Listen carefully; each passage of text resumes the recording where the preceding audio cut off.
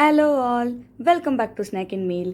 இன்றைக்கான ரெசிபி வாழைக்காயை வச்சு மைல்ட் ஃப்ளேவரில் டேஸ்டான ஈஸியான வாழைக்காய் பொடி மாஸ் தான். இந்த ரெசிபிக்கு நான் 3 வாழைக்காய் எடுத்திருக்கேன். அதோட தலையும் வாழையும் கட் பண்ணிவிட்டு மேல் தோலை நீக்கி எடுத்துக்கோங்க. வாழைக்காயை ரஃப்பாக பெரிய பெரிய பீசஸாக கட் பண்ணி எடுத்துக்கோங்க.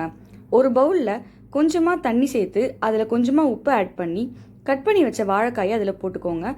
வாழைக்காய் கருப்பாகாமல் இது தடுக்கும். ஒரு பாத்திரத்தில் தண்ணி, 1/4 ஸ்பூன் அளவுக்கு உப்பு, 1/4 ஸ்பூன் அளவுக்கு மஞ்சத்தூள் சேர்த்து நல்லா கொதி வந்ததும் அதில் கட் பண்ணி வச்ச வாழைக்காயை சேர்த்து 5 நிமிஷத்துக்கு ஹை ஃப்ளேமில் பாயில் பண்ணுங்க. வாழைக்காய் நல்லா வெந்திருந்தா அதை லைட்டாக ப்ரெஸ் பண்ணும் போதே உடஞ்சிரும். தண்ணியிலேருந்து வடிகட்டி அதை நல்லா ஆற வச்சு எடுத்துக்கோங்க. பேனில் 3 டேபிள் ஸ்பூன் எண்ணெய், 1/2 ஸ்பூன் கடுகு சேர்ந்து நல்லா வெடித்ததும் 2 கொத்து கருவேப்பிலை சேர்த்து 2 பெரிய வெங்காயத்தை பொடியாக நறுக்கி சேர்த்துக்கோங்க.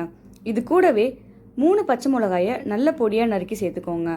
5 பல் பூண்டு பொடியாக நறுக்குனது, ஒரு சின்ன துண்டு இஞ்சி பொடியாக நறுக்குனது சேர்த்து நல்லா வதக்கிக்கோங்க.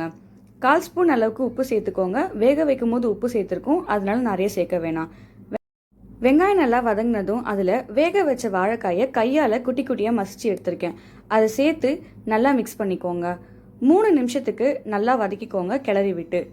1 கப் அளவு துருவின தேங்காவை சேர்த்து நல்லா மிக்ஸ் பண்ணிக்கோங்க. கடைசியாக கொஞ்சமாக கொத்தமல்லி தழை சேர்த்து இறக்கிடுங்க. அவ்வளோதான், ஈஸியான டேஸ்டான வாழைக்காய் பொடி மாஸ் ரெடி. இந்த ரெசிபி எப்படி இருக்குன்னு ட்ரை பண்ணி பார்த்துட்டு கமெண்ட்டில் சொல்லுங்கள். இந்த வீடியோ உங்களுக்கு பிடிச்சிருந்தா லைக் பண்ணுங்கள், சப்ஸ்கிரைப் பண்ணுங்கள். இந்த வீடியோவை உங்கள் ஃப்ரெண்ட்ஸ் அண்ட் ஃபேமிலிக்கு ஷேர் பண்ணுங்கள். ஏன்னா any one can cook. Thanks for வாட்சிங் ஸ்நாக் அண்ட் மீல். உங்களை நான் அடுத்த வீடியோவில் சந்திக்கிறேன். பாய்.